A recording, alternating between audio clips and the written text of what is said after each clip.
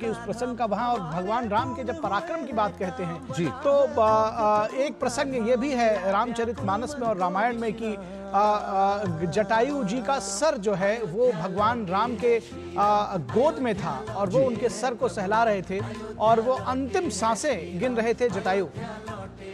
ये देखिए, ये दिव्य तस्वीरें ये भी कही जाएंगी, क्योंकि ये जो श्रमिक हैं, जो ये श्रमिक हैं, ये वो श्रम साध्य लोग हैं जिन्होंने इस मंदिर के निर्माण में भाग लिया है और प्रधानमंत्री नरेंद्र मोदी उन पर पुष्प वर्षा कर रहे हैं। यही बात प्रधानमंत्री को बाकियों से अलग करती है, ये भाव बताता है। जो नींव के पत्थर हैं, जिन्होंने दिन रात मेहनत कर कर सर्दी बरसात ठंड में गर्मी में जो इस तरह से मेहनत की है और ये भव्य राम मंदिर का निर्माण किया है, यही असली नींव के पत्थर हैं। और अभी ये श्रम देवता है, हम दूरदर्शन पे भी हमने इनके कई इंटरव्यूज दिखाए श्रमवीरों के, और ये लोग जो बातें बताते थे कि जब अपने गांव में लोग जाते थे और कहते थे कि हम अयोध्या में राम मंदिर का निर्माण का कार्य कर रहे हैं, तो गांव में इनके पैर लोग छूते थे।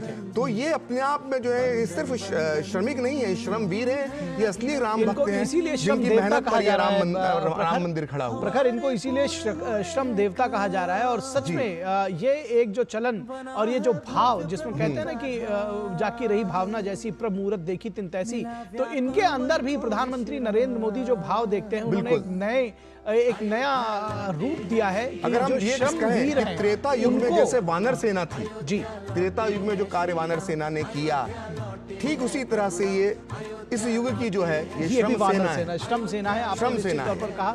और इस मंदिर के दुसाध्य मंदिर के निर्माण में जिस तरह से इन श्रमवीरों का योगदान रहा है, उसको अलंकृत करते हुए प्रधानमंत्री पुष्प गुच्छों के द्वारा, पुष्पों के द्वारा, और ये निश्चित तौर पर ये उनका जो एक भाव है, ये अपने आप में बहुत ही प्रसन्न करने वाला, आह्लादित करने वाला, आनंदित करने वाला, और निश्चित तौर पर ये जो श्रमिक हैं वो अपने आप को बहुत धन्य और महसूस कर रहे होंगे। एक बात मैं बताना चाहता हूँ, मैं एक इंटरव्यू एक श्रमिक का देख रहा था, तो वो बता रहे थे कि वो कह रहे थे कि जो मुझे यहाँ से जो भी मुझे पैसा मिला है श्रम करने के बदले, वो राम जन्मभूमि ट्रस्ट को ही मैं दान करके चला जाऊंगा, तो वो महादान है।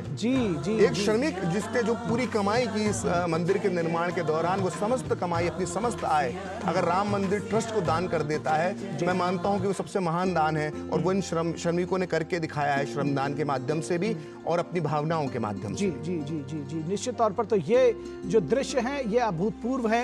ये दरअसल इसको कहा जाए कि ये दृश्य भी आंखों में बिठा लिया जाए तो गलत नहीं होगा। जिस तरह से राम की प्रतिमा जिन्होंने गढ़ी, दरअसल वो जो इस राम के पूरे मंदिर को साकार जिन्होंने किया, इस जन्मभूमि के मंदिर को कितने कम समय में, और कितना भव्य दिव्य मंदिर है, उस हिसाब से निश्चित तौर पर ये जो श्रमदेव हैं ये भी पूजनीय। मुझे लगता है कि पहले हम कभी नहीं देखते थे, भारत में और भी निर्माण हुए हैं, लेकिन इस तरह से श्रमवीरों का सम्मान करना, ये बहुत अच्छी शुरुआत प्रधानमंत्री ने की। हमने हर जगह पे देखा, हमने प्रगति मैदान का जब निर्माण हुआ, भारत मंडपम बना, उसके श्रमिकों के साथ बातचीत की। काशी विश्वनाथ को भी हम देख लें, हम देखते हैं सफाई कर्मचारी जब जो थे उनके जिस तरह से चरण धोए थे प्रधानमंत्री ने, तो ये एक बहुत अच्छी अन्य लोगों के लिए भी एक प्रेरणा बन सकती है।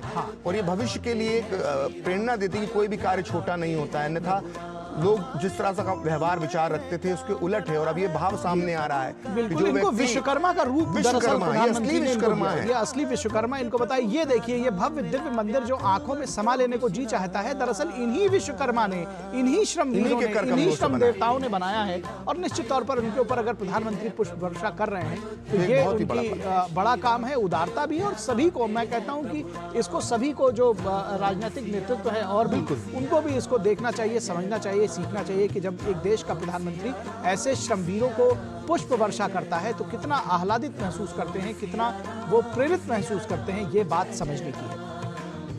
बहुत शानदार दृश्य हैं, मन को विह्वल करने वाले दृश्य हैं, ये सोचने की बात है। बिल्कुल। अभी कुछ श्रमिकों से बातचीत भी की थी, हमारे डीडी न्यूज पर भी वो बातचीत दिखाई गई थी। कई श्रमिक ये कह रहे थे कि उनका मन इतना रम गया है यहाँ पे कार्य करते करते कि अब वो अयोध्या से जाना ही नहीं चाहते हैं, सोच रहे हैं कि यहीं पे कुछ अन्य कार्य वो करना शुरू कर दें।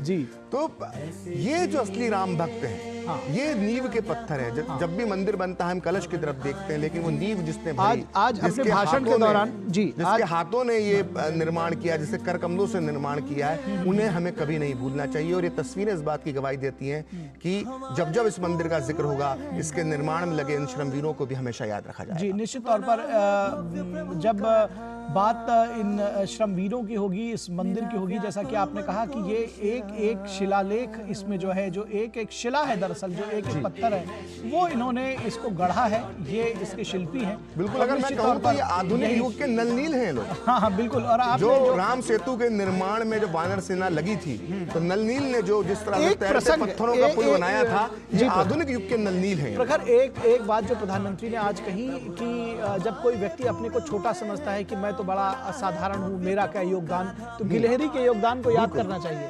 तो वो कहीं ना कहीं ये प्रसंग भी है। और जो आपने नलनील से तुलना की, वो भी निश्चित तौर पर इस बात की को प्रमाणित करती है। प्रधानमंत्री ने जिस तरह से इन श्रम वीरों का, इन श्रम साध्य जीविकों का अभिनंदन किया है, वो अभूतपूर्व है। जी हाँ, बिल्कुल। जब राम सेतु का निर्माण हो रहा था तो मन में सवाल उठाता कि इतने दूर तक, लंका तक ये राम सेतु कैसे बनेगा, कौन बनाएगा।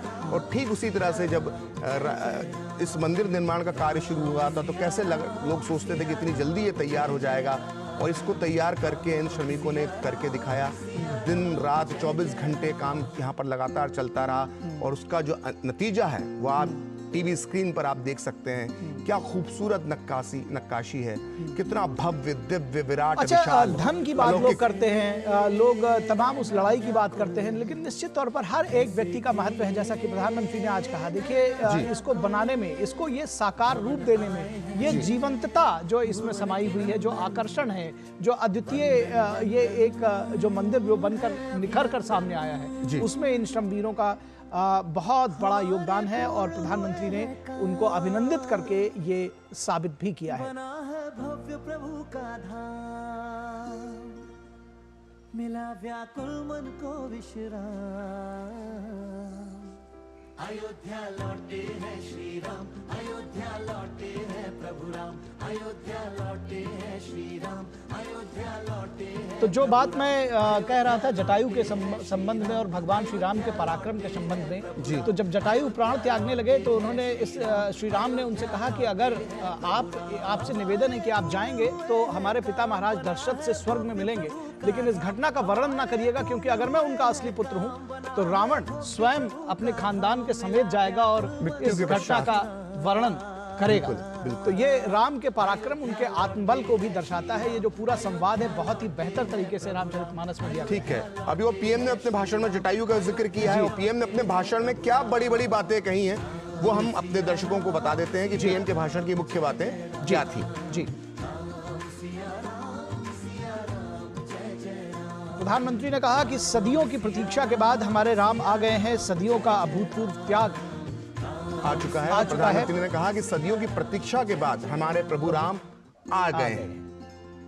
मेरा कंठ अवरुद्ध है, मेरा शरीर स्पंदित है। बहुत प्रफुल्लित भी थे और भाव विभोर भी थे प्रधानमंत्री। और ये भी कहा कि वो पूरी तरह से ऊर्जा से भरे हुए हैं। प्रधानमंत्री ने कहा, क्षण अलौकिक है, ये पल पवित्र है। जी, 22 जनवरी 2024 का ये सूरज अद्भुत आभा लेकर आया है। प्रधानमंत्री ने अपने भाषण में कहा ये तारीख नहीं, नए कालचक्र का उद्गम है। बिल्कुल। और प्रधानमंत्री ने कई महत्वपूर्ण बातें आज कहीं। 30 मिनट का करीब का भाषण था। उन्होंने कहा कि हमें सदियों के धैर्य की धरोहर मिली है। ये धैर्य का जिक्र करना बहुत जरूरी था कि 500 साल का धैर्य है। प्रधानमंत्री ने यह भी कहा कि मैं दिव्य चेतनाओं को कृतज्ञता पूर्वक नमन करता हूं। प्रधानमंत्री ने कहा कि अयोध्या और देशवासियों ने सैकड़ों वर्षों तक प्रभु श्री राम का वियोग सहा है। उन्होंने कहा कि मैं भारतीय न्यायपालिका का आभार व्यक्त करूंगा जिसने न्याय की लाज रख ली। रामलला के मंदिर का निर्माण शांति और सद्भाव का प्रतीक है। बेहद बड़ी बात कही प्रधानमंत्री ने। कहा कि विजय के साथ विनय जरूरी है। राम मंदिर आग नहीं, ऊर्जा का प्रतीक है। लोगों ने कहा कि राम मंदिर बनेगा तो आग लग जाएगी, लेकिन यह आग नहीं, ऊर्जा का प्रतीक है। राम आग नहीं, राम ऊर्जा है। राम समस्या नहीं, राम समाधान है। प्रधानमंत्री ने कहा कि रामलला की जो प्रतिष्ठा है वो वसुदेव कुटुंबकम के विचार की प्रतिष्ठा है। प्रधानमंत्री मोदी ने अपने भाषण में यह भी कहा कि यह मानवीय मूल्यों और सर्वोच्च आदर्शों की प्राण प्रतिष्ठा है। मोदी जी ने कहा कि राम भारत की आस्था है, राम भारत का आधार है, राम भारत का आचार है, राम भारत का विचार है और राम भारत का विधान है। जी, प्रधानमंत्री ने कहा कि राम भारत की चेतना है, राम भारत का चिंतन है। राम भारत की चेतना है, राम भारत का चिंतन है। ये भी कहा कि राम भारत की प्रतिष्ठा है, भारत का प्रवाह है, भारत का प्रभाव भी है। जी,